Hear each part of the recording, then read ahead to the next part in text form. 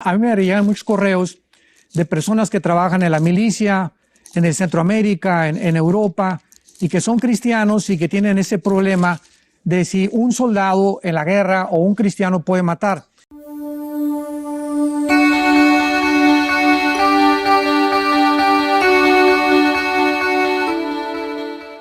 Dios les bendiga, queridos amigos y hermanos del Ministerio Verdad en Guerra. Les habla Marcelino de Rosario. Hoy vamos a hablar del tema de si un cristiano puede matar a alguien en defensa propia. La Biblia dice, sabemos todos, que en los 10 mandamientos está el de no matarás. Pero también sabemos que mucha gente se ve obligada a hacerlo, sea porque esté en una guerra en la cual tenga que participar para defender su país, o quizá defendiendo su familia, o defendiendo su negocio, como en el caso de algún comerciante, o para defenderse de algún atraco.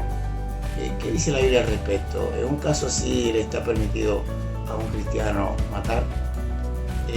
Todo eso lo vamos a analizar, pero vamos a ver primero lo que dice un gran predicador del Evangelio, un gran maestro, el doctor Armando Alducin, al respecto. Luego daremos nuestro comentario. Me llegan muchos correos de personas que trabajan en la milicia, en el Centroamérica, en Europa, y que son cristianos y que tienen ese problema de si un soldado en la guerra o un cristiano puede matar. Y vamos a ver la diferencia de las dos palabras que hay en el original hebreo. Aquí, por ejemplo, en Estados Unidos, cuando llegamos hace 8 años, mi esposa y yo y nuestros hijos, vimos que aquí a todo le llaman criminal. Un acto criminal para nosotros en México es matar, pero aquí para todo le llaman criminal. O sea, un robo le llaman un acto criminal, así no le llamamos, no sé, en Latinoamérica, pero en México criminal es una persona que le quita la vida a otra persona. Aquí nos damos cuenta inmediatamente la diferencia de las palabras y la forma como se usa en cada país. En el hebreo, dice en Éxodo 20, versículo 13, no matarás. Esta palabra, matar, o sea, es ratzaj, con R de Raúl y con J al último. Vean lo que significa esta palabra. Matar con premeditación, alevosía, ventaja y por venganza. Entonces, esto es muy diferente de la otra palabra, araj, en el hebreo con H, que se usa, ¿verdad?, en Deuteronomio y en Levítico, que es matar justificadamente. ¿Qué significa matar justificadamente? Donde no somos culpables de asesinos delante de Dios, matar en defensa propia, en defensa de una persona inválida o una persona que no se puede defender, en la guerra o por accidente. Entonces Dios tiene como 16 ejemplos en Éxodo y en Deuteronomio de personas que, por ejemplo, están con un hacha y se zafa el hacha y le pega a una persona y se muere. Esa persona no es un asesino. Si yo voy caminando por las calles de Nueva York, como hubo un caso hace 3 meses, que cerca del metro 3 negritos iban a violar a una negrita de 14 años de edad, y vino un karateca y a 2 de ellos con golpes de karate los mató. Ese hombre no es un asesino, porque él no lo hizo con premeditación, alevosía y ventaja, sino para defender la vida de una mujer inocente. Entonces, una persona en la guerra, un soldado, está yendo en defensa de su país. Romanos capítulo 13, nos sometemos a las autoridades, y si mi país me manda a la guerra, yo tengo que someterme sujetarme a las leyes de mi país. Ahora, si yo veo que mi país está en una ambición de estar conquistando, no en defensa del país, sino por conquista, por colonialismo, ya hay muy diferente, y ahí entra la conciencia, que fue en lo que fracasaron los nazis en la Segunda Guerra Mundial. Miren, hermanos,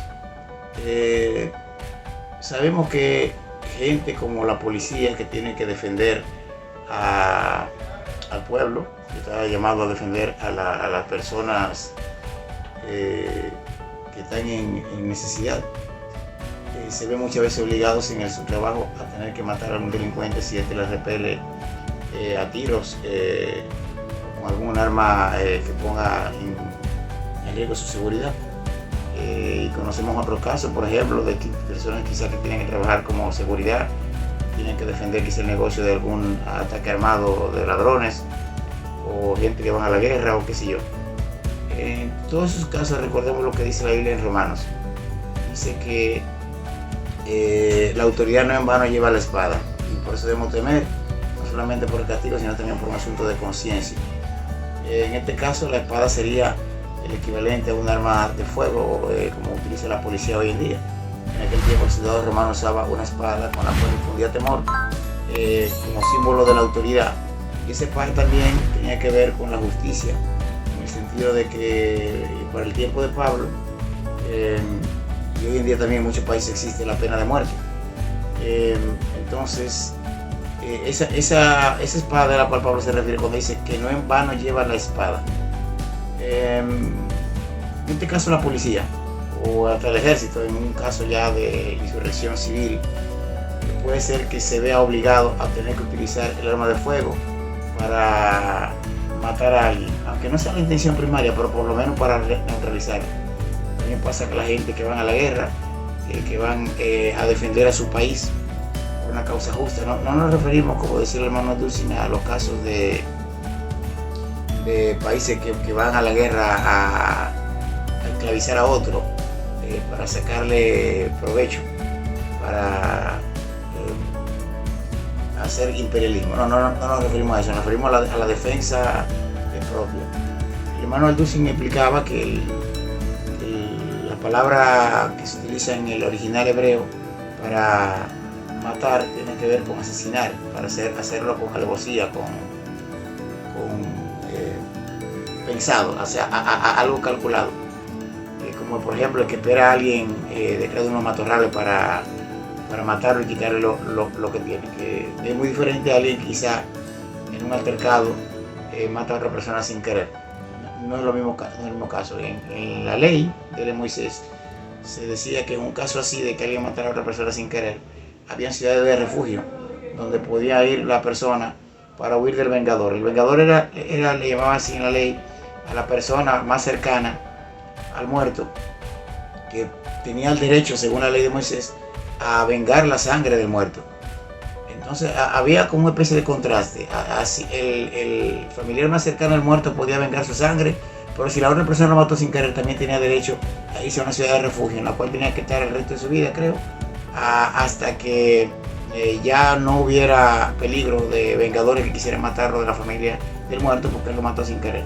Pero fíjense cómo Dios en su gracia en el pueblo de Israel tenía organizado esa parte que tiene que ver con el caso de las personas que mataban a alguien sin querer o en defensa propia, que no es lo mismo que asesinar en el sentido estricto de la palabra, de hacerlo con maldad, con la intención de quitarle la vida al otro para hacer daño. O sea, lo que queremos decir es que matar está mal, obviamente está mal, no es lo que se quiere. Pero por ejemplo, en el caso de una familia, por ejemplo, un padre de familia que un ladrón entre a su casa y que se vea en riesgo la integridad física de su familia, de su esposa, de sus niños, quizás sea necesario, Dios nos libre, que tenga que utilizar fuerza letal, quizás ese padre de familia. Si quizá en el mejor de los casos hacerle una advertencia al ladrón para que se vaya y diciéndole quizá que él está armado, aún así él repele la agresión.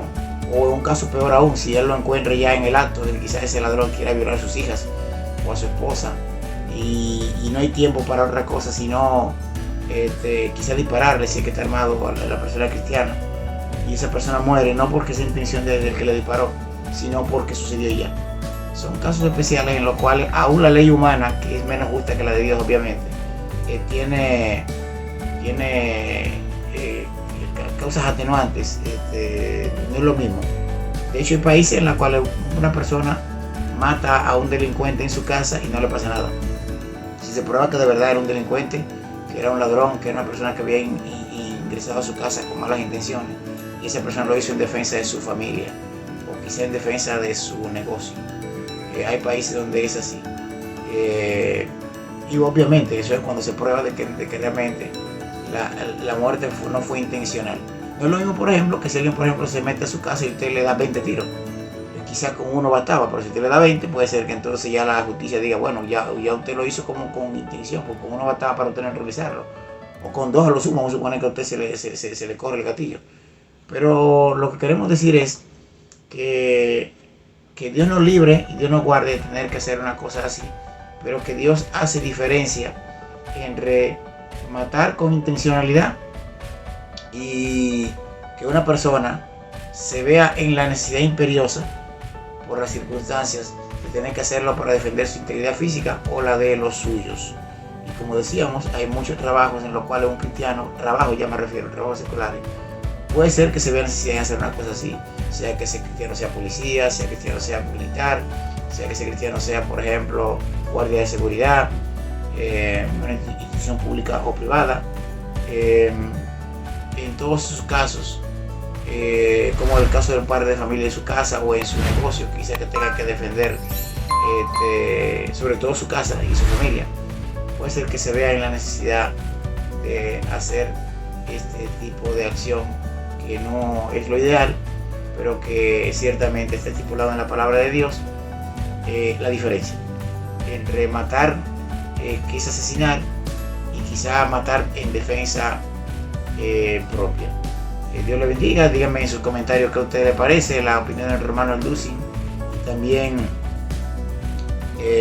lo que hemos comentado aquí, y qué se enseña en su iglesia al respecto. Si se enseña claramente este asunto de si hay diferencia entre matar defensa propia y matar para asesinar. Dejen sus comentarios, den un like a este video y hasta el próximo video. Dios les bendiga.